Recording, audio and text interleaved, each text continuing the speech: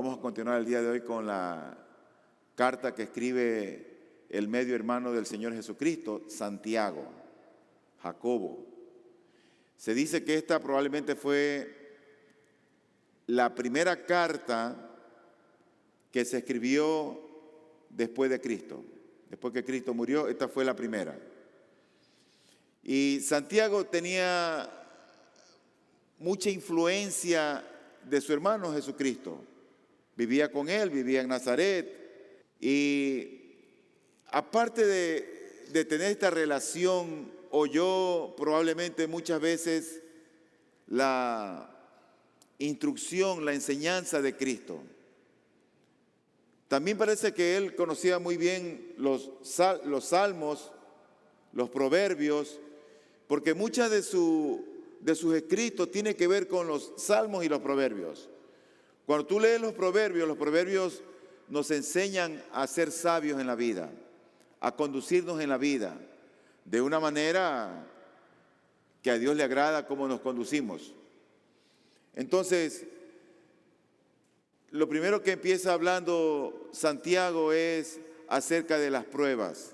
En esta vida no deberíamos asombrarnos por las dificultades, las tribulaciones o las pruebas que tenemos. Nadie debería de asustarse.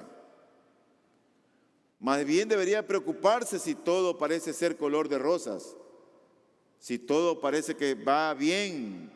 En esta vida hay luchas, en esta vida hay problemas, en esta vida hay mucha dificultad, hay tentaciones. Eso es normal.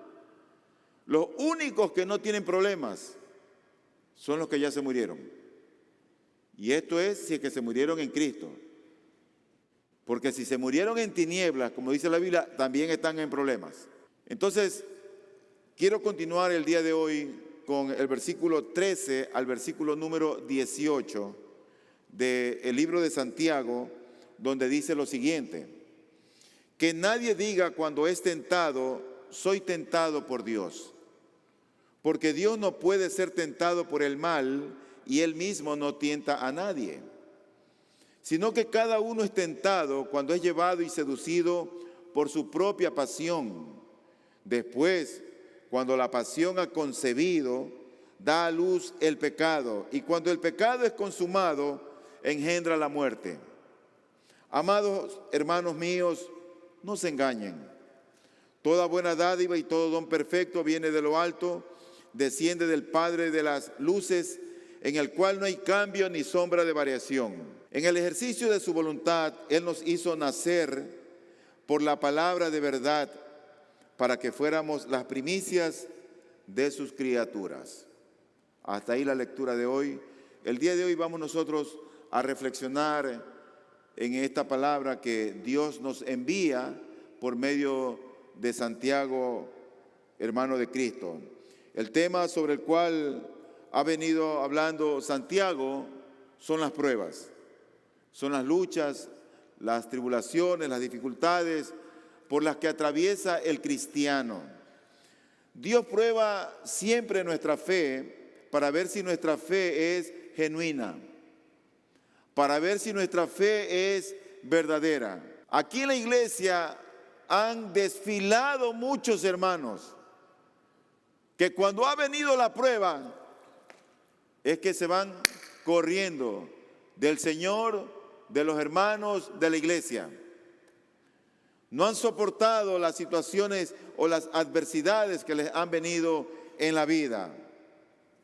Pero cuando la prueba llega al hombre y toca la puerta, nuestra puerta o mi puerta, es Dios quien está permitiendo esa prueba que llegue a mi vida o a la tuya. Ahora, todas las pruebas, todas las tribulaciones, todos los problemas o todas las dificultades que vienen a nosotros, que nos llegan en la vida, siempre vienen del exterior. Nunca salen de nosotros, siempre vienen de afuera. Y van de la mano, bien agarraditas, de la tentación. Cuando viene la prueba, también viene por ahí la tentación. Pues en medio de los problemas de nuestro interior, siempre se va a levantar ese impulso a pecar cuando estamos en prueba. Ahora, Dios puede enviarnos pruebas o puede permitir que la prueba llegue a nuestras vidas, pero Santiago insiste.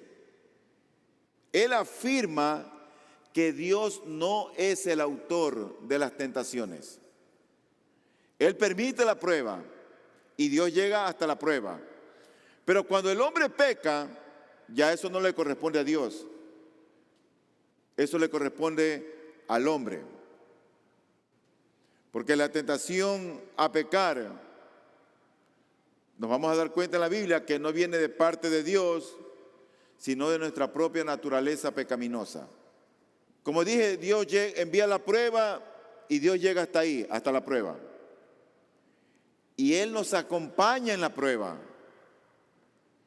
Y como nosotros reaccionemos o lo que hagamos después de la prueba, ya no es un asunto de Dios, ya es un asunto nuestro. Y es lo que yo quiero que esta mañana nosotros podamos estudiar y analizar. El título del sermón es Dios prueba, pero no tienta. Vamos a ver estos versículos que han sido mencionados en la Biblia, uno a uno, y le he puesto un título a cada versículo porque cada versículo a mí me parece como que me está hablando algo en particular. Cuando yo veo el versículo 13, yo veo ahí lo que Dios puede hacer y lo que no puede hacer. Eso es lo que yo veo en el versículo número 13. Dios puede, probarnos, pero no puede tentarnos. Dios puede probarnos, pero no tentarnos. Y vemos que Santiago usa la misma raíz griega, tanto para prueba, que viene del exterior, como para tentación, cuando nace del interior. Pero para nosotros es importante que distingamos la diferencia entre tentación y prueba. No es lo mismo alguien que es probado a alguien que ha caído en tentación.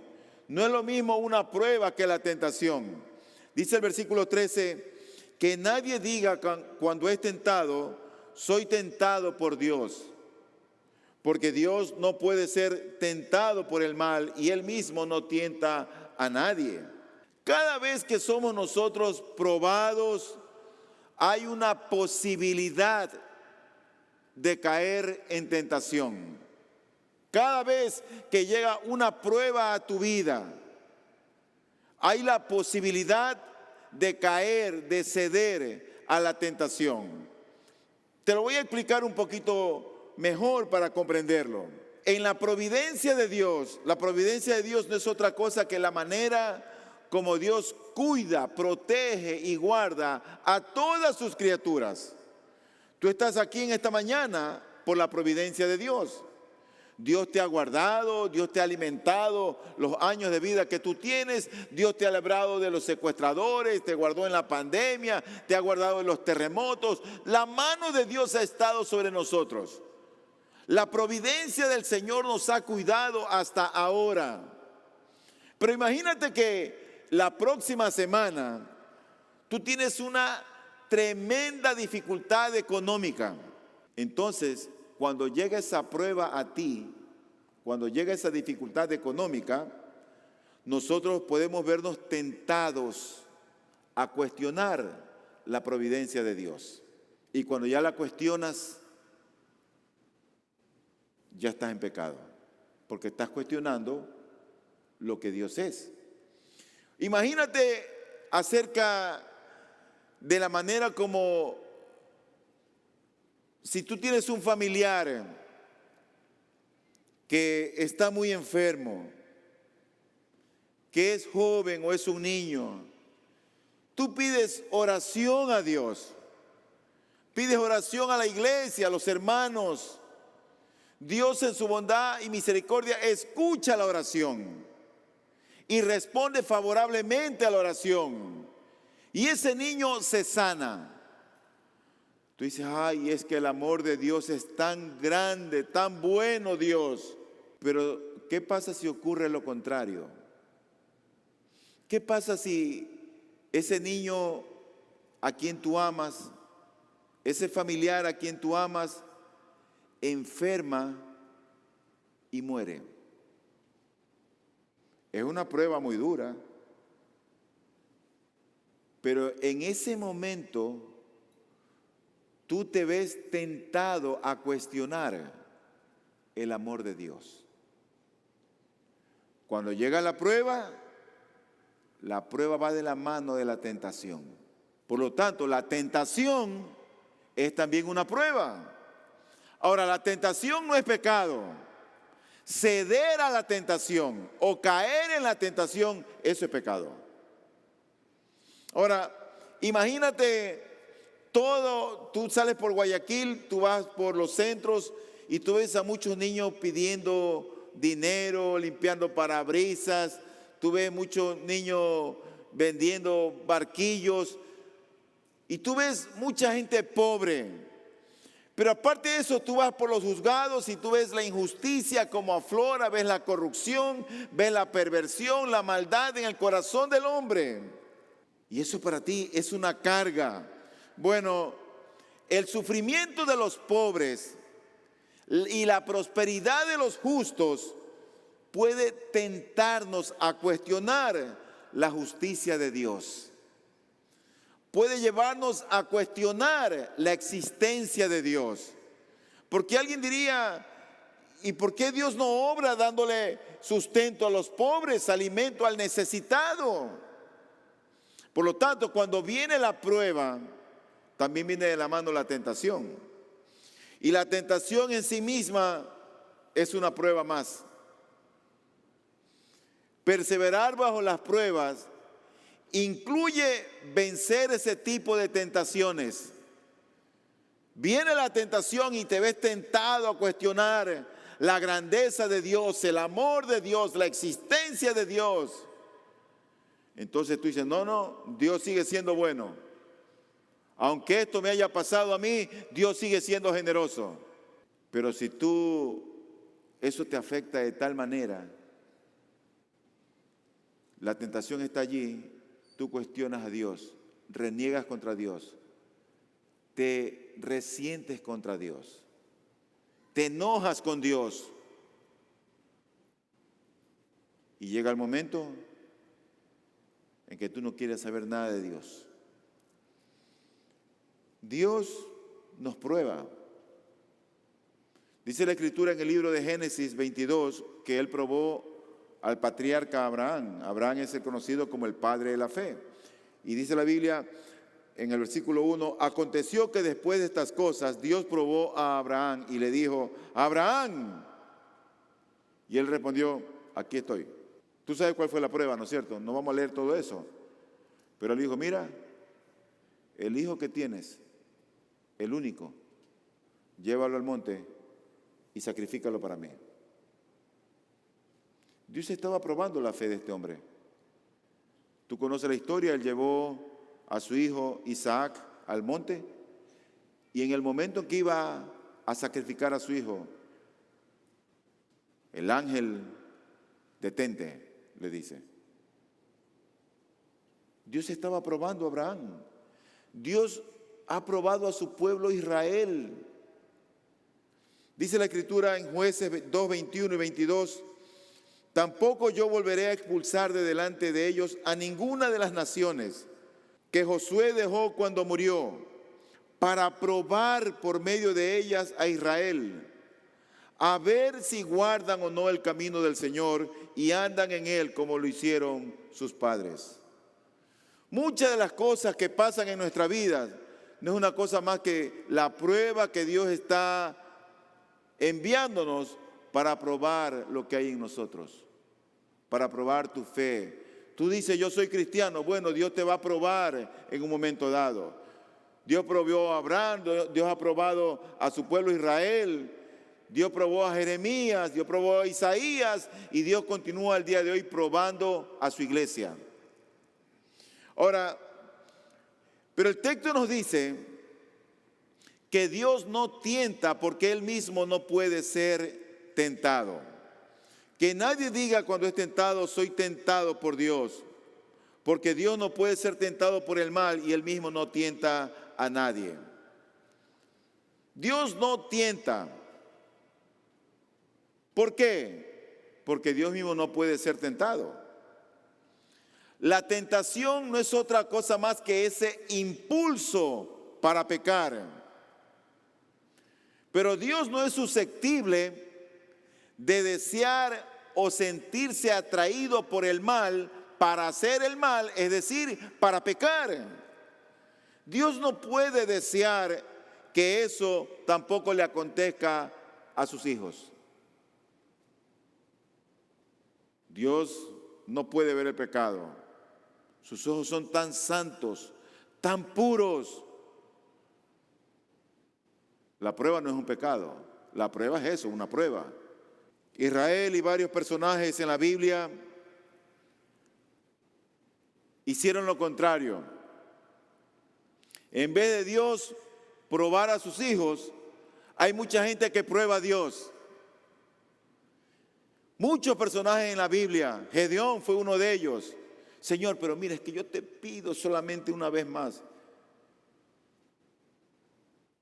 Ahí tenía él una plantita y que la plantita quería que el rocío aparezca solamente alrededor de la plantilla. No seas malito, ahora lo contrario. Israel y varios personajes en la Biblia probaron o tentaron a Dios. Pero Dios nunca pecó. Dice la Biblia en Números 14:20. Entonces el Señor dijo, los he perdonado según tu palabra, pero ciertamente vivo yo que toda la tierra será llena de la gloria del Señor. Ciertamente todos los que han visto mi gloria y las señales que hice en Egipto y en el desierto, y que me han puesto a prueba estas 10 veces, y no han oído mi voz, no verán la tierra que juré a sus padres, ni la verá ninguno de los que me desdeñaron. Ahí estaba esta nación que había probado 10 veces al Señor. Por lo tanto, el primer texto, el versículo número 13, dice que nadie diga cuando es tentado, soy tentado por Dios. Cuando el hombre cae en tentación, es lo que vamos a ver en el siguiente versículo, no cae por culpa de Dios, sino por culpa de lo que hay en su interior. En otras palabras, de lo que Él es. Eso me lleva al versículo número 14, donde lo vamos a analizar. Nos preguntamos entonces, ¿cuál es el origen de la tentación? Bueno, yo quiero que tú pienses en esto. Dios envía la prueba y esa prueba viene de la mano de la tentación viene de la mano de la posibilidad de ser tentado. Pero luego hay la posibilidad de caer en tentación, de ceder a la tentación, de abrazar la tentación. Como dijimos, la tentación no es en sí un pecado. El pecado es cuando cedemos o caemos en la tentación. ¿De dónde viene entonces la tentación? Santiago atribuye la tentación a la pasión que hay en cada uno de nosotros. Esos malos deseos que hay dentro. El Señor le llama concupiscencia. Pablo le llama el hombre viejo. Otra vez se le llama la carne. Pero la palabra que aquí se utiliza es la palabra pasión. Esa es la palabra que se utiliza en el versículo 14. Dice, sino que cada uno es tentado cuando es llevado y seducido por su propia pasión. La palabra pasión en el original griego es una palabra epitimia, y esa palabra se puede traducir como deseo, como lujuria o como deseo intenso de alguna cosa en particular. Es algo así como una codicia en realidad. es cualquier deseo humano por aquello que Dios ha prohibido. Eso es la pasión, eso es la lujuria o eso es la concupiscencia.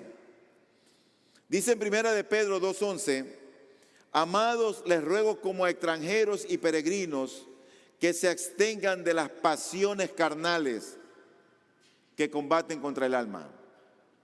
Las pasiones carnales están dentro de nosotros. Aunque nosotros conocemos a Cristo, aunque conocemos al Señor, aunque Él ha perdonado sus pecados, aunque llevó mi culpa, aún hay un remanente de pecado en mí. Y ese remanente de pecado batalla en mi interior. Por un lado, queremos hacer lo bueno, pero por otro lado, queremos hacer lo malo. Queremos hacer lo indebido, lo incorrecto. Así es el hombre. Por eso nadie piense que cuando quiere bautizarse, yo a veces oigo que dicen, no, es que todavía no estoy preparado. Las personas que somos cristianas y que hemos sido bautizados, no significa que no pecamos. Nosotros somos bautizados, creemos en el Señor, nos esforzamos por ser fiel a Él, por agradarle y continuamos luchando con esas tentaciones que combaten con nuestra alma en nuestro interior. Por un lado queremos agradar a Dios, amar a Dios, servir a Dios y por otro lado está esa batalla que nos lleva a hacer lo malo. Por eso que dice Pedro, pasiones carnales que combaten contra el alma. Y el apóstol Juan también dice algo similar. Él dice, el mundo pasa y también sus pasiones, los deseos internos, la concupiscencia, el viejo hombre. El mundo pasa y también sus pasiones. Pero el que hace la voluntad de Dios permanece para siempre. Y con este pasaje del versículo número 14, Santiago deja bien en claro que la posibilidad de caer en la tentación recae con consecuencias serias sobre el hombre, sobre el ser humano. El texto nos dice, sino que cada uno es tentado cuando es llevado y seducido por su propia pasión. Y aquí vemos nosotros que Santiago destaca la responsabilidad individual ante el pecado. En otras palabras, no son las circunstancias, no es mi mamá, no es mi papá, no es el pastor, no es el diácono, no es mi hijo. Eso es una circunstancia individual, donde cada uno toma la decisión de ceder ante el pecado. Claramente aquí hay una especie de una metáfora. Dice, sino que cada uno es tentado cuando es llevado y seducido por su propia pasión. ¿Cuál es la metáfora? Bueno, los pescadores, para poder pescar un pez, toman el anzuelo. El anzuelo es una trampa. Es un gancho. Y eso tiene una especie como de una V, así. Dicen una V. Cuando el pez atrapa la carnada o el cebo, detrás del cebo, ¿sabe lo que está? El gancho. Y el pez queda atrapado. Bueno, el cebo en el anzuelo va a atraer o a seducir al pez. Y una vez que muerde el anzuelo, es atrapado. Y después muere. Así mismito es el hombre. Ahí está la tentación. Pero cuando el hombre es atrapado por la tentación y la muerde, el hombre queda atrapado. Y vamos a ver que después eso trae muerte. Eso me lleva al versículo número 15, y nos preguntamos entonces, bueno, ¿y qué pasa cuando uno peca? ¿Quién no peca en esta vida? Bueno, después de morder ese anzuelo, viene la muerte. Dice el versículo número 15, después, cuando la pasión ha concebido, da a luz el pecado, y cuando el pecado es consumado, engendra la muerte. El resultado final de caer en la tentación es la muerte. Esa palabra que se utiliza aquí como deseo, que se menciona en el versículo número 14, o pasión también. Bueno, ese deseo, o el deseo, es en griego un sustantivo femenino. El griego es un lenguaje, un idioma muy diferente al castellano, al español. El griego tiene muchas traducciones y una palabra tiene una raíz, y de esa raíz puede salir un verbo, como puede salir un sustantivo y también un adjetivo. El deseo que se utiliza aquí en griego es un sustantivo femenino. Por eso es que Santiago está hablando de que la señorita deseo engendra pecado, y el pecado, cuando ha sido consumado, da a luz la muerte. Dice, después, cuando la pasión ha concebido, da a luz el pecado, y cuando el pecado es consumado, engendra la muerte. Entonces, la tentación forma parte de nuestra experiencia en nuestra vida terrenal, tal cual lo experimentó nuestro Señor Jesucristo. Por eso que yo te decía al inicio, ninguno de nosotros debería sentirse como extraño tanta tentación que tenemos. Nos exponemos cada día a tentaciones. Bueno, nuestro Señor Jesucristo también estuvo expuesto a muchas tentaciones. Dice el versículo 18 de Hebreos capítulo 2, pues por cuanto Él mismo fue tentado en el sufrimiento, es poderoso para socorrer a los que son tentados. Entonces, la madurez cristiana no significa que no tendremos tentaciones. La madurez cristiana no se mide por el hecho de que a mí no me llegan tentaciones porque yo no me expongo. No podemos medir la madurez en el cristiano porque no nos exponemos a las tentaciones. Eso es como en el tiempo de los monjes, que ellos tenían que irse a lugares distantes, lejos del mundo, y recluirse para no estar rodeados de la tentación de este mundo. No tenemos que hacer eso. La madurez cristiana no significa que no habrá tentación. La madurez cristiana se la mide cuando no cedemos ante la tentación. Ahí se mide la madurez cristiana. Cuando cedemos a la tentación y somos atrapados por el pecado, eso es a causa simplemente de lo que somos, de lo que hay adentro, de nuestra corrupción, de nuestra propia concupiscencia, de nuestra perversión o de nuestra maldad. Y una vez que hemos pecado, lo natural en el cristiano es que deberíamos de odiar esa condición. Cada vez que el cristiano peca y notó que pecó, eso nos debe afligir. Eso debería de entristecernos. Si cuando tú haces algo malo, cuando tú pecas, a ti no te afecta, probablemente tú no seas un cristiano. Porque el cristiano aborrece todo lo que Dios aborrece. Pero por otro lado, si tú pecas, imagínate que tú le hablas de una manera indebida a tu cónyuge. Cuando dice la Biblia que tenemos que tratarlas como vaso más frágil. O tú tratas mal a un hijo tuyo o a alguien en particular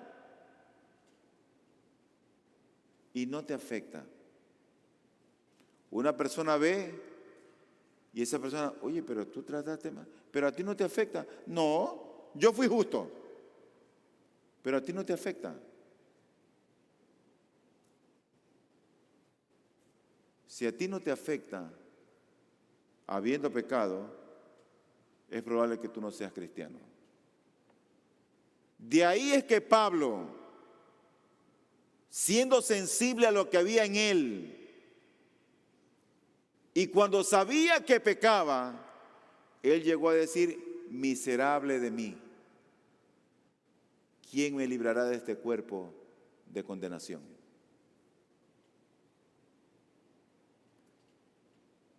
Pablo dijo aquello porque él era sensible, como lo era el Señor Jesucristo ante el pecado.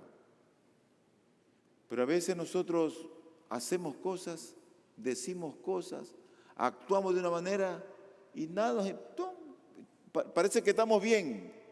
Esa pasión o deseo intenso en la Biblia es presentada como una seductora que arrastra al creyente a una unión adúltera que le lleva a la muerte. Es similar a lo que habla Salomón en el libro de Proverbios, en el capítulo 5, cuando presenta a aquella mujer y le dice, y Dios le da el consejo a los jóvenes: ten cuidado con la mujer que está en la esquina, ten cuidado con sus guiños, ten cuidado cuando vaya a tu lado, ten cuidado, porque muchos son atraídos y seducidos. Así es el pecado. Está la tentación y nos seduce. Eso me lleva al punto número 4, el penúltimo, y aquí vemos ya que Santiago hace una transición. El versículo 16 dice: amados hermanos míos, no se engañen. Eso es todo lo que dice, no se engañen.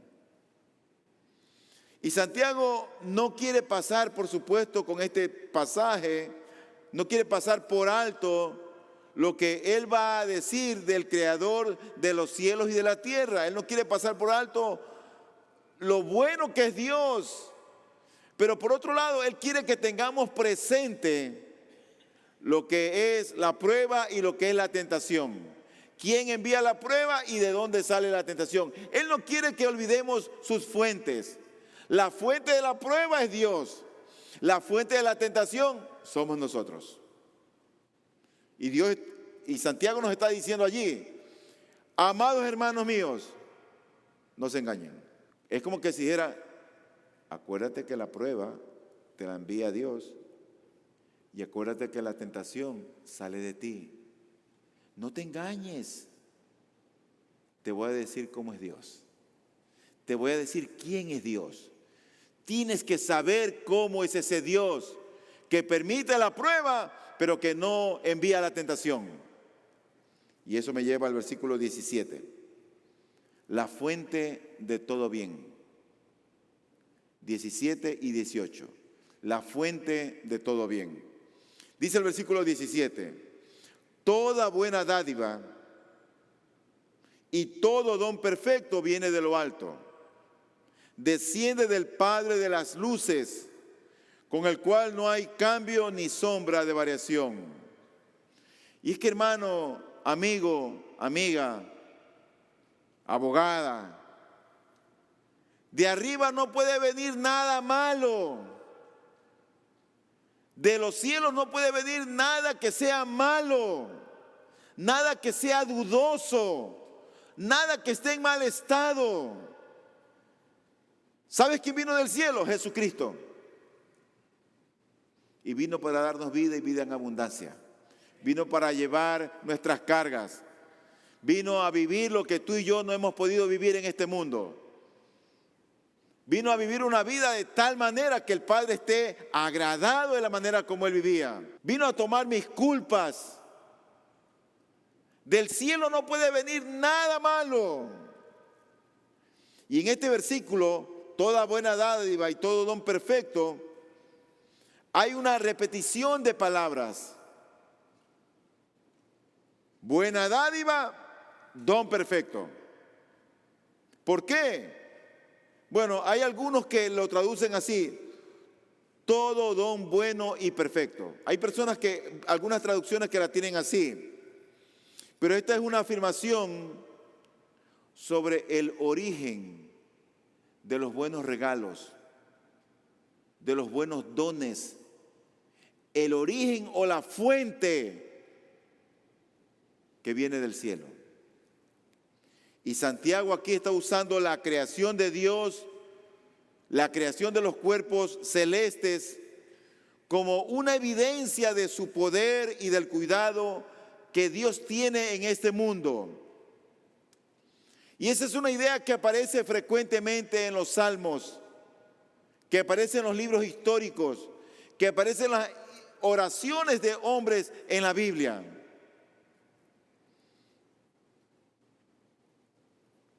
Dice nuestro texto: toda buena dádiva y todo don perfecto viene de lo alto, desciende del Padre de las luces, con el cual no hay cambio ni sombra de variación. Todo lo creado, dijo un filósofo del siglo I, todo lo creado, por la condición de ser creado, sufre cambios. El creador, por la condición de ser el creador, Él es inmutable y Él no cambia. Es siempre el mismo. Tú y yo cambiamos. Él no. Eso me lleva a mi último versículo, versículo número 18, donde dice lo siguiente: en el ejercicio de su voluntad, Él nos hizo nacer por la palabra de verdad, para que fuéramos las primicias de sus criaturas. Este texto parece que está fuera de contexto. Tú lees este versículo y tú dices: ¿y qué se conecta esto con todo lo que ha venido hablando Santiago de la prueba, de la tentación? Y ahora me dice que en el ejercicio de su voluntad, Él nos hizo nacer por la palabra de verdad para que fuéramos las primicias de sus criaturas. No entiendo. ¿Qué tiene que ver lo que aquí se menciona con todo lo que ha venido enseñando Santiago? Bueno, a mí sí me parece que hay una relación entre el versículo 17 y este 18 que lo acabamos de leer. Dice aquí la Escritura: en el ejercicio de su voluntad, Él nos hizo nacer por la palabra de verdad.